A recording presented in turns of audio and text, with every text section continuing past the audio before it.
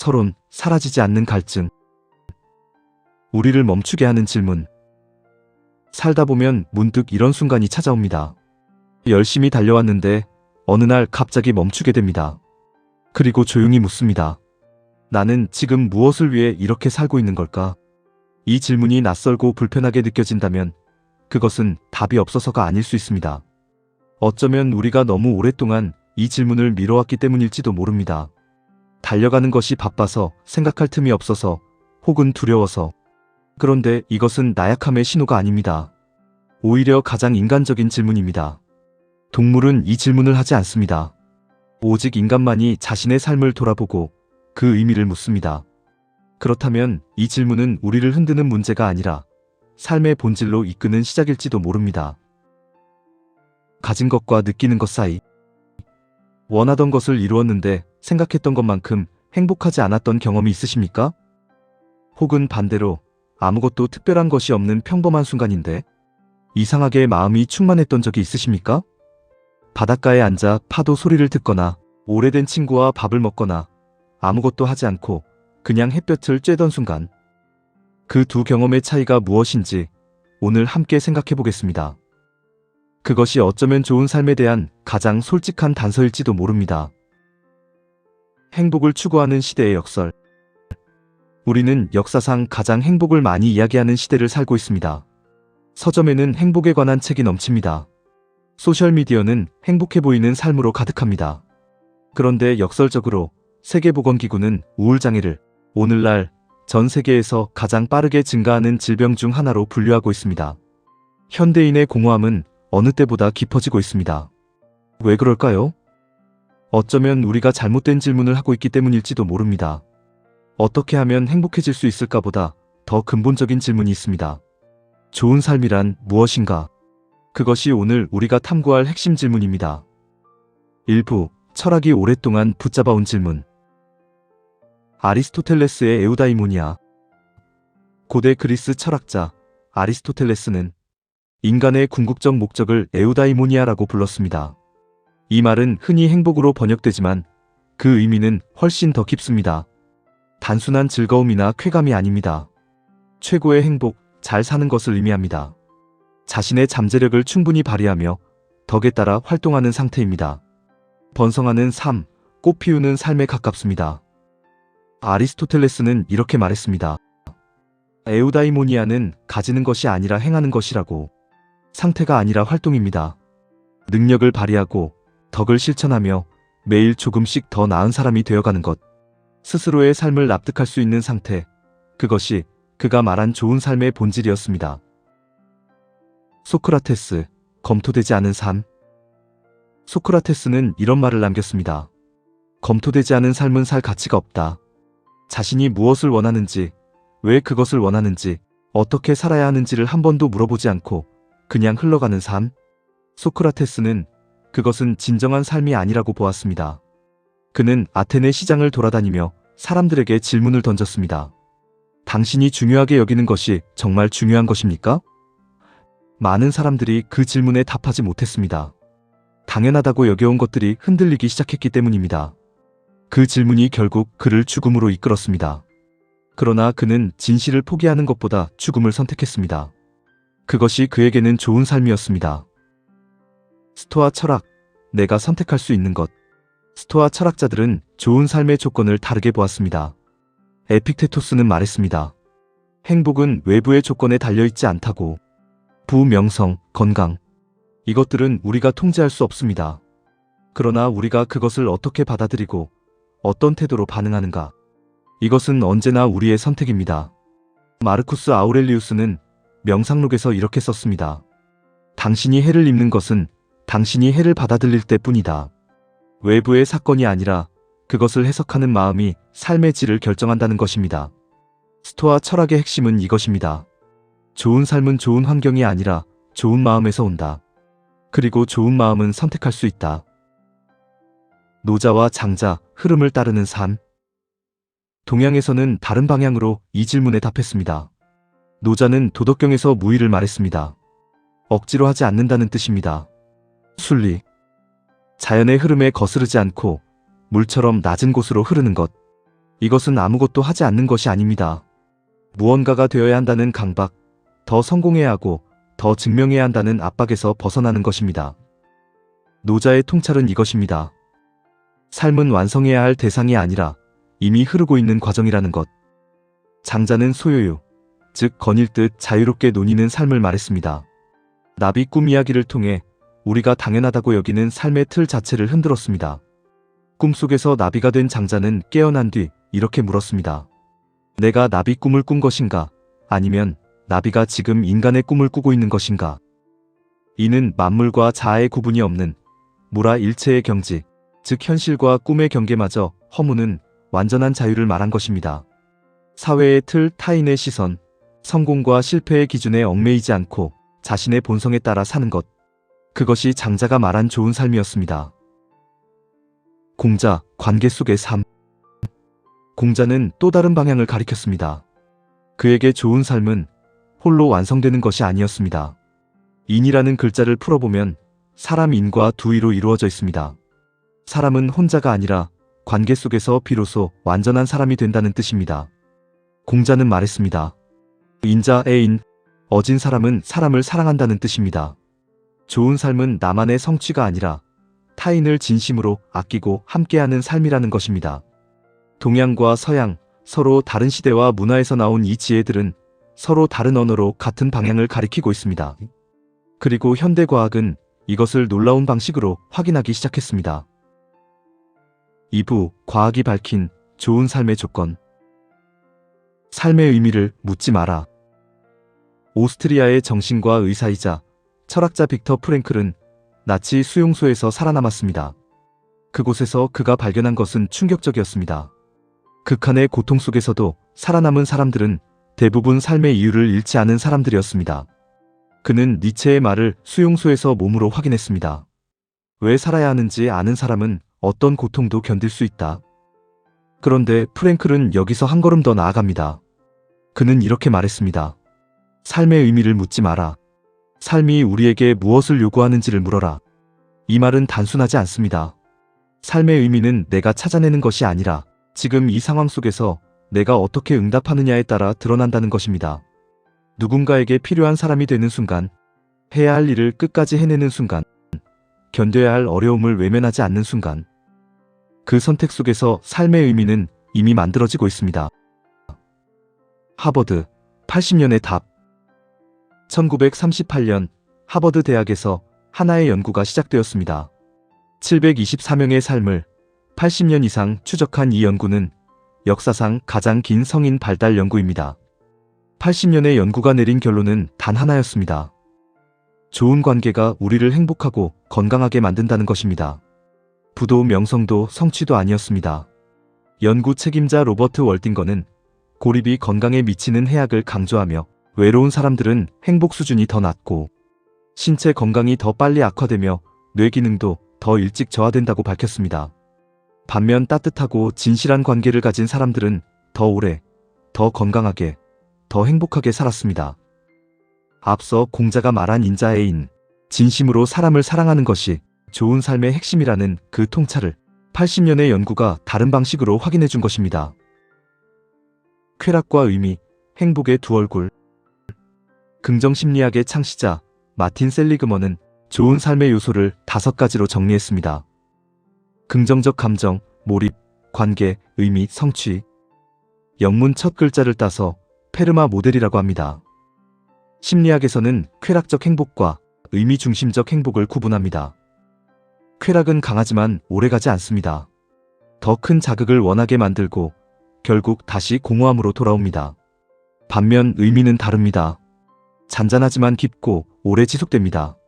아리스토텔레스가 에우다이모니아를 즐거움이 아닌 덕에 따른 활동으로 본 것, 그것이 현대 심리학으로 확인된 것입니다. 쾌락은 순간이지만 의미는 삶 안에 새겨집니다. 몰입, 자신을 잊어버리는 순간. 헝가리 출신 심리학자 미하이 칙센트미하이는 수십 년간 행복한 사람들을 연구한 끝에 하나의 공통점을 발견했습니다. 그것은 몰입이었습니다. 어떤 활동에 완전히 빠져들어 시간이 가는 줄 모르는 상태. 자신의 능력이 충분히 도전받고 있지만 압도되지 않는 상태. 그 순간 사람들은 자아를 잊고 시간도 있고 오직 지금 하는 것에 완전히 있게 됩니다. 장자가 포정해우에서 묘사한 장면이 있습니다. 소를 잡는 요리사 포정이 완전한 기술과 집중으로 소를 해체할 때 그의 손짓 하나하나가 음악처럼 흘렀다고 합니다. 그것이 장자가 말한 도를 따르는 삶의 모습이었습니다. 2500년 전의 몰입 이야기입니다. 3부 좋은 삶을 방해하는 것들. 같은 하루, 다른 삶. 좋은 삶을 가장 강하게 방해하는 것 중 하나는 삶을 해석하는 방식입니다. 같은 하루를 살아도 전혀 다른 삶이 됩니다. 한 사람은 왜 이렇게 힘들지라고 말하고 다른 사람은 이 안에서 무엇을 배울 수 있을까라고 묻습니다. 같은 일, 같은 관계, 같은 환경 속에서도 삶의 깊이는 달라집니다. 그 차이는 외부 조건이 아니라 삶을 해석하는 방식에서 시작됩니다. 마르쿠스 아우렐리우스는 황제이면서도 전쟁과 역병 속에서 매일 감사의 목록을 만들었습니다. 그것이 같은 상황을 다르게 사는 힘이었습니다. 비교와 기준. 또 하나의 함정은 비교입니다. 소셜미디어 시대의 비교는 선택이 아니라 일상이 되었습니다. 우리는 끊임없이 타인의 가장 좋은 순간을 보면서 자신의 평범한 일상과 비교합니다. 지족자부, 노자의 말입니다. 족함을 아는 자가 부유하다는 뜻입니다. 타인의 기준이 아닌 자신의 기준으로 삶을 보는 눈. 그것이 지족입니다. 비교는 우리를 항상 부족한 사람으로 만듭니다. 아무리 많이 가져도 더 많이 가진 사람이 보이기 때문입니다. 미래만 사는 삶. 이것만 이루면 행복할 거야. 그때가 되면 진짜 삶이 시작될 거야. 그런데 그 순간이 오면 또 다른 조건이 생깁니다. 그렇게 삶은 계속 미뤄집니다. 심리학자 댄 길버트는 인간이 미래의 사건이 자신을 얼마나 행복하게 혹은 불행하게 만들지를 늘 실제보다 크게 예측하는 경향이 있다고 밝혔습니다. 원하던 것을 이루어도 생각만큼 행복하지 않고 두려워했던 일이 일어나도 생각만큼 불행하지 않습니다. 세네카는 말했습니다. 우리는 삶을 준비하느라 삶을 살지 못한다. 지금 이 순간에 완전히 있는 것. 그것이 좋은 삶의 조건입니다. 타인이 설계한 삶을 사는 것. 임종을 앞둔 수백 명의 환자들과 함께한 호주의 호스피스 간호사 브로니 웨어는 그들의 가장 큰 후회를 기록했습니다. 가장 많이 나온 후회는 이것이었습니다. 나는 남들의 기대에 맞추는 삶이 아니라 나답게 사는 삶을 살 용기가 있었으면 좋았을 텐데. 소크라테스가 검토되지 않은 삶은 살 가치가 없다고 했을 때 그것은 바로 이 함정에 대한 경고였습니다. 한 번도 진지하게 나는 무엇을 위해 사는가를 물어보지 않은 삶은 결국 누군가 다른 사람이 그려놓은 삶을 사는 것이 될 수 있습니다. 사부, 그렇다면 어떻게 살 것인가? 덜어냄의 철학. 더 많이, 더 빠르게, 더 높이. 그런데 좋은 삶은 오히려 그 반대 방향에 있을지도 모릅니다. 삶이 선명해지는 순간은 더할 때가 아니라 덜어낼 때입니다. 타인의 기준을 덜어내고 불필요한 비교를 내려놓고 과도한 기대를 비워낼 때 비로소 삶이 보이기 시작합니다. 노자가 무의를 말했을 때 그것은 삶에서 억지로 쌓으려는 것들을 내려놓으라는 것이었습니다. 좋은 삶은 더하는 것이 아니라 덜어낼 때 드러납니다. 그리고 어쩌면 좋은 삶이란 완벽한 삶이 아니라 스스로 납득할 수 있는 삶, 자신의 선택을 끝까지 책임지는 삶일지도 모릅니다. 의미를 발견하는 것과 만드는 것. 삶의 의미는 발견하는 것일까요? 아니면 만드는 것일까요? 프랭클은 의미는 주어지는 것이 아니라 발견하는 것이라고 했습니다. 어떤 상황에도 의미는 있습니다. 그것을 찾는 것이 인간의 과제라는 것입니다. 반면 프랑스 실존주의 철학자 장폴 사르트르는 다르게 보았습니다. 삶에는 미리 정해진 의미가 없습니다. 인간은 먼저 존재하고 그 다음 스스로 의미를 만들어갑니다. 이것이 인간의 자유이자 책임입니다. 어느 쪽이 맞는가 보다 더 중요한 것이 있습니다. 두 관점 모두 삶의 의미는 수동적으로 기다리는 것이 아니라는 것을 말하고 있습니다. 적극적으로 찾거나 적극적으로 만들거나 그 능동성이 좋은 삶을 향한 핵심 태도입니다. 좋은 삶의 세 기둥. 동서양의 지혜와 현대 심리학이 공통으로 가리키는 방향이 있습니다. 첫째, 관계입니다. 좋은 삶은 혼자 완성되지 않습니다. 서로를 진심으로 아끼는 관계. 그것이 삶을 지탱하는 가장 강한 기둥입니다. 80년의 하버드 연구도 2500년 전 공자도 같은 것을 말했습니다. 둘째에 몰입할 수 있는 것입니다. 돈이나 인정 때문이 아니라 그것이 재미있고 의미 있어서 하는 것. 자신의 능력을 충분히 쓰게 만드는 무언가. 그 속에서 시간을 잊어본 적이 있다면 그것이 단서입니다. 셋째, 나를 넘어서는 무언가를 위해 사는 것입니다. 프랭클이 말한 삶이 우리에게 무엇을 요구하는가라는 질문에 대한 답입니다. 그것이 가족일 수도 있고, 일일 수도 있고, 사회일 수도 있습니다. 내가 더 큰 흐름의 일부로 살고 있다는 느낌. 그것이 의미 있는 삶의 핵심입니다. 삶은 지금 이 순간. 우리는 종종 좋은 삶을 미래의 어느 지점에 있다고 생각합니다. 그러나 좋은 삶은 목적지가 아닐 수 있습니다. 지금 이 순간 어떻게 살고 있는가의 문제입니다. 세네카는 말했습니다. 지금 이 시간을 붙잡아라. 내일에 기대어 오늘을 미루지 말라. 좋은 삶은 완성되는 것이 아닙니다. 매일 매순간 어떻게 살고 있는가의 축적입니다. 그 축적이 삶의 결을 만듭니다. 결론, 당신의 삶은 충분히 의미 있다. 우리는 무엇을 위해 사는가? 이 질문에 하나의 정답은 없습니다. 소크라테스는 검토하는 삶을, 아리스토텔레스는 덕을 실현하는 삶을, 노자는 순리에 따르는 삶을, 공자는 관계 속에서 인을 실천하는 삶을, 프랭클은 삶의 요구에 응답하는 삶을 말했습니다. 그리고 현대 심리학은 관계, 몰입, 의미, 기여가 좋은 삶의 조건임을 보여줍니다. 이 모든 답들이 가리키는 공통점이 있습니다. 좋은 삶은 환경이 만들어주는 것이 아니라 삶을 대하는 태도가 만들어가는 것이라는 점입니다. 삶의 깊이는 가진 것의 크기가 아니라 얼마나 진실하게 사느냐에서 결정됩니다. 더 화려한 것이 아니라 더 진실한 것. 삶의 의미는 먼 곳에서 찾는 것이 아니라 지금 이 순간의 선택 속에서 이미 만들어지고 있다는 것입니다. 이 질문을 하고 있다는 것 자체가 이미 중요한 일을 하고 있다는 증거입니다. 삶을 검토하는 삶을 살고 있는 것이니까요. 오늘의 결. 첫째, 좋은 삶은 행복을 추구하는 삶이 아니라 의미 있게 사는 삶입니다. 행복은 의미 있는 삶의 결과로 따라옵니다. 둘째, 진실한 관계가 좋은 삶의 가장 강한 기둥입니다. 80년의 연구도 2500년 전 공자도 같은 것을 말했습니다. 셋째, 삶의 의미는 찾는 것이기도 하고 만드는 것이기도 합니다. 의미는 찾아오는 것이 아니라 지금 이 순간을 어떻게 사느냐에 따라 그 안에서 드러납니다. 넷째, 좋은 삶은 더하는 것이 아니라 덜어내는 것에서 선명해집니다. 타인의 기준, 불필요한 비교, 과도한 기대를 내려놓을 때 지금의 삶이 보이기 시작합니다. 다섯째, 좋은 삶은 미래의 목적지가 아닙니다. 지금 이 순간 어떻게 살고 있는가의 문제입니다. 질문이 있어 좋은 삶입니다. 이 영상을 보면서 나는 무엇을 위해 사는가라는 질문이 떠올랐다면 그것으로 충분합니다. 답을 찾는 것보다 질문을 잃지 않는 것이 더 중요할 수 있습니다. 이 질문을 안고 사는 삶이 이미 검토하는 삶이고 소크라테스가 말한 살같이 있는 삶입니다. 당신의 삶은 지금 이 순간에도 이미 충분히 의미 있습니다. 삶의 의미는 찾는 것이기도 하고 만들어가는 것이기도 합니다. 그리고 그 여정 자체가 이미 좋은 삶입니다.